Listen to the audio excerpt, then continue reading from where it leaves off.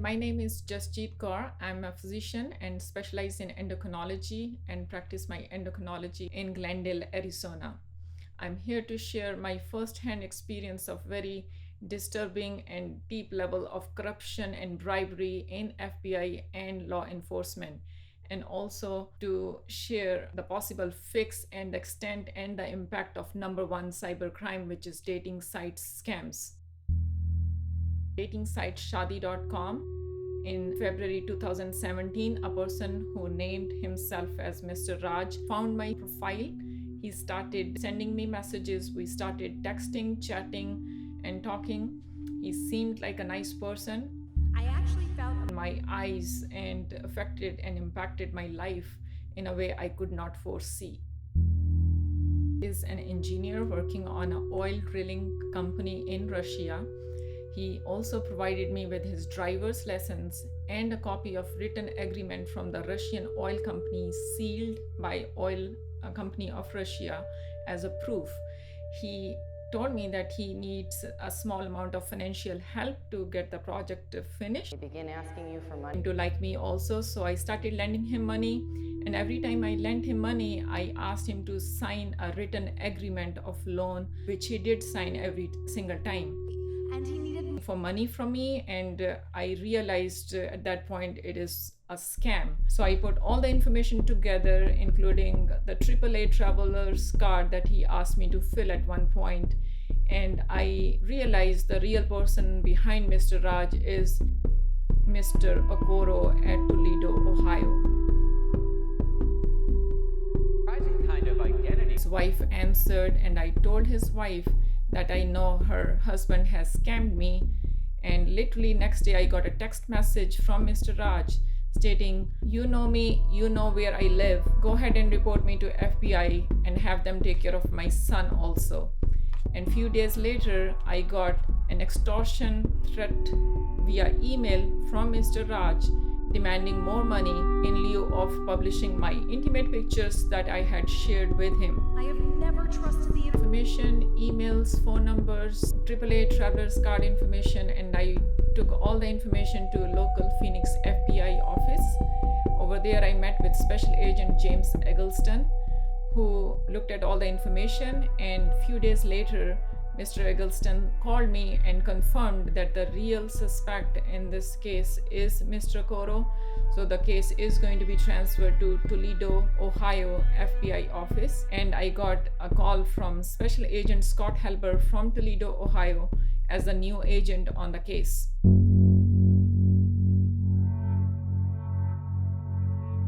A few days into the investigation, I looked through the website and I found Mr. Okoro is back with the same profile, same name, and same picture. So I called Special Agent Scott Helber, and he told me, go ahead and delete that profile, because Scott Helber claimed that he's still looking into other crimes of Mr. Okoro before arresting him. So I went ahead and got the profile deleted through the customer care team of the shadi.com, but that wasn't enough. Mr. Okoro kept on coming back again and again with same picture and same profile. And every time he came back, I notified Scott Helber, and he gave me okay to get the profile deleted. And I got it deleted 16 times. He came back with the same picture and same profile. Stealing the pictures is a minute-by-minute occurrence. So in October of 2017, Scott Helber asked for money from me to move my case along. He said FBI's financial budget is low and my case is going to move slowly. They begin asking you for money. Beware. Do not send any money. I did not want to fall as a victim of a crime of bribing a federal agent, so I declined. But I told him after he captured the scammers and get my money, I would give him a big thank you note. He just laughed. It's told to lie by the FBI. A month later, I got an email from Scott Helber stating that FBI is consistently looking into all the scammers on the shadi.com who are defrauding the shadi.com users. In February 2018, Scott Helber left a voicemail on my phone stating that he has received lots of documents about my case. He's going to go to the court, testify, and then interview and arrest Mr. Okoro.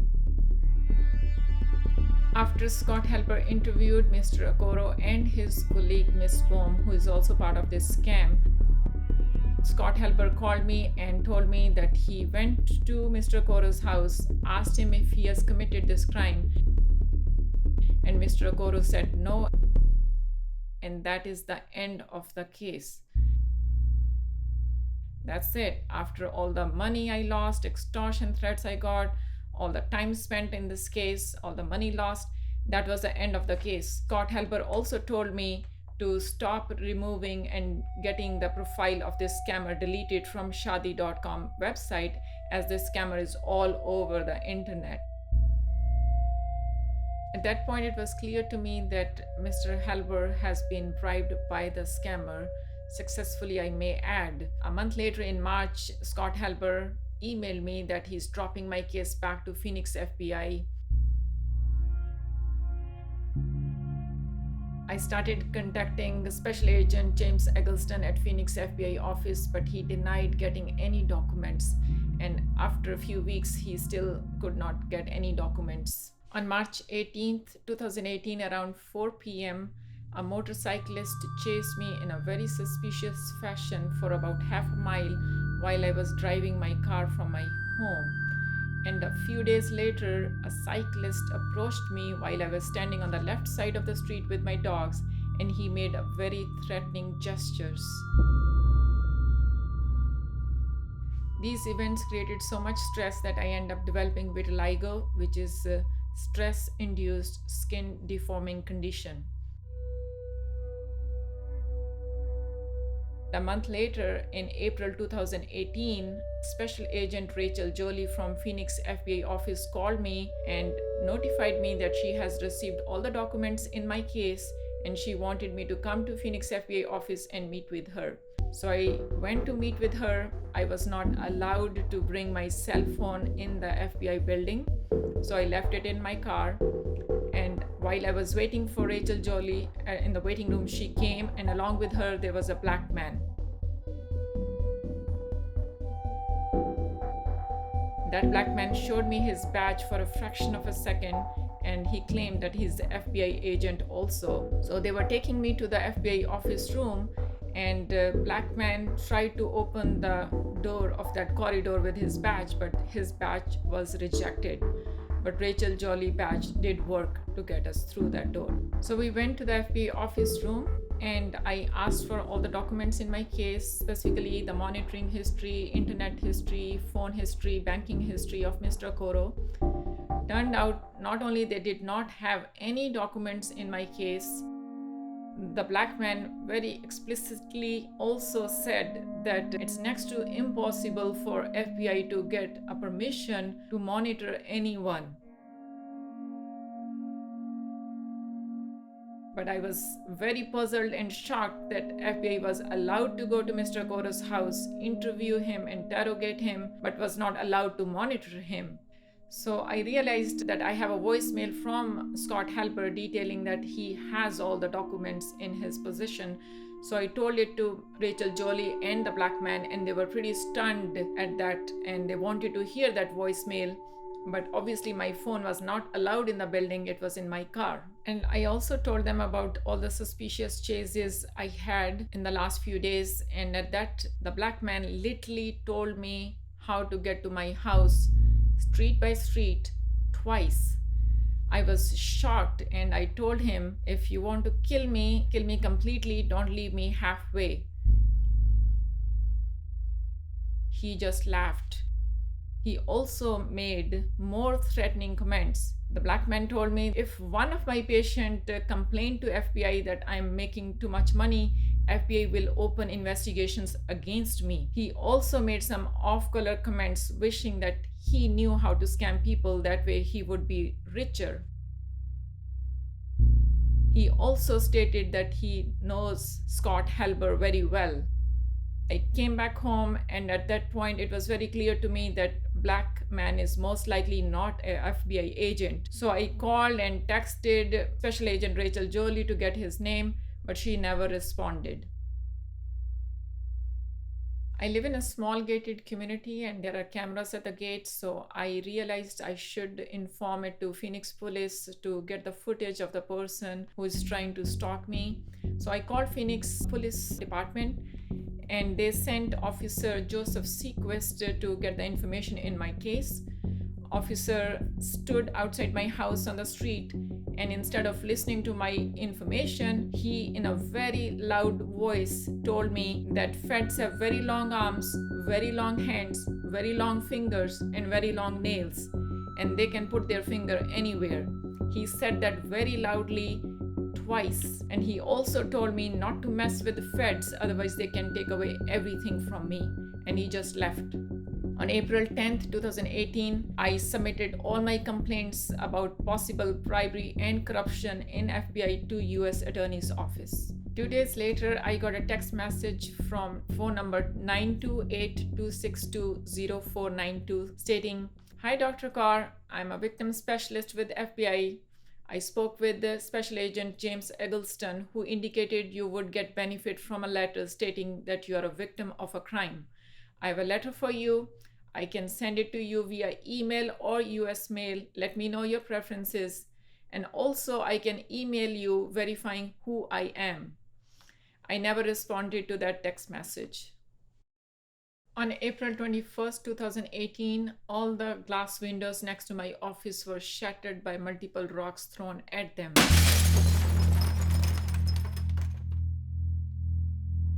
On May 4th, 2018, I got a letter via US mail from Department of Justice stating that my complaints have been reviewed by Department of Justice and Office of Inspector General and has been forwarded to FBI Internal Inspection Division, and I was told to contact FBI Internal Inspection Division for further correspondence.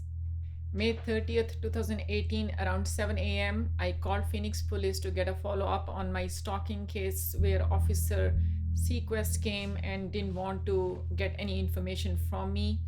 While I was on the line with Phoenix Police trying to go over everything, I started getting calls from blocked number again and again. And after I finished my call with Phoenix Police, I got a call from the blocked number again. I answered it and all I heard was, just Jeet, I'm Sergeant." And he tried to convince me that I should not be reporting these incidences to Phoenix Police. Instead, I should get the footage myself from my homeowners association. And he also said the second person who came and grinded teeth at me basically was smiling at me, and that is not illegal. Who was this person? Who was this sergeant? How did he know what's going on around my house? On June 1st, 2018, I hired an attorney, Luis Lopez, to help me get the justice done in this case. And few days later, he confirmed that the real person in this scam is Mr. Okoro, and attorney Luis Lopez did conduct his property search and drafted a case against him. But few days later, Luis Lopez, along with his colleague Larry Pasia, without even consulting with me or getting permission from me, started talking with all the FBI agents named in my complaint. And Luis Lopez asked me to withdraw all my complaints against all of the FBI agents. I declined to do so. At that, Luis Lopez withdrew his case and did not want to pursue my case, and he also asked me to find another attorney as soon as possible. A few weeks later, I met with another attorney, Mr. Brad Denton, who, after looking at my case, decided to contact the previous attorney, Mr. Luis Lopez, to get a good idea about the direction of the case. And after Mr. Denton spoke with Mr. Lopez, Mr. Denton also asked me to withdraw all my complaints against the FBI agents, and I declined to do so and lost another attorney. None of them would tell me why I should withdraw my complaints against the FBI agents. On July 9th, 2018, lead investigator Aaron Baggs from FBI Internal Inspection Division left a voicemail on my phone stating that my complaints are in the system and I would be notified of the actions taken via US mail. On July 18th, 2018, Cleveland FBI Assistant Special Agent in Charge, Mr. Alvin Winston, found me from a dating site elitesingles.com. He initially was pretty hesitant to mix the personal and the business together, but he still ended up pursuing it further, started chatting with me, FaceTiming with me, and he also sent me flowers under his name. He also stated that FBI Internal Inspection Division has investigation against FBI agents on the table and everyone is frustrated. In the documents, he states Singer's notes indicate that FBI agents yelled at him and instructed him to lie by saying that he told his clients who participated in the alleged side door scheme that their payments were bribes rather than legitimate donations that went to the schools. On July 25th, 2018, I called Phoenix Police, this time about my call with the sergeant. And Phoenix Police confirmed that they do not see in their system any sergeant calling me. And the only way a sergeant would have called me if there was a formal request from me. And they do not see any request from me for a sergeant to call me. At this point, it was pretty clear to me that all the FBI agents named in my complaint are monitoring me and trying to hamper all my moves, actions against them. Phoenix Police decided to send another officer to get information in my stalking case, and Officer Holloway, batch number 8732, came and stood outside my house. He told me that we, the people in the law enforcement, do not like President Trump. And for those reasons, if you have allegations against FBI, we assume you're crazy. Although people like yourself living in beautiful houses usually are not crazy, but if you have allegations against FBI, we would assume you are. And he just left. We have a country. A lead investigator at FBI Internal Inspection Division, Mr. Aaron Baggs, he rarely responded to my phone calls, but in September of 2018, he did answer his phone call, and he told me that my investigation would be considered as internal misconduct and I would not be notified of the actions. Angrily, I expressed that I would make a documentary movie and let the audience be the judge. Mr. Beggs immediately changed his statement and told me that I would be notified of actions. A month or so later, Aaron Beggs informed me that my investigation would stay open for many years because besides him, there are multiple other officers in the field offices conducting this investigation. On January 23, 2019, I got a letter via US mail stating that my complaints and my case did not warrant opening of FBI inquiry.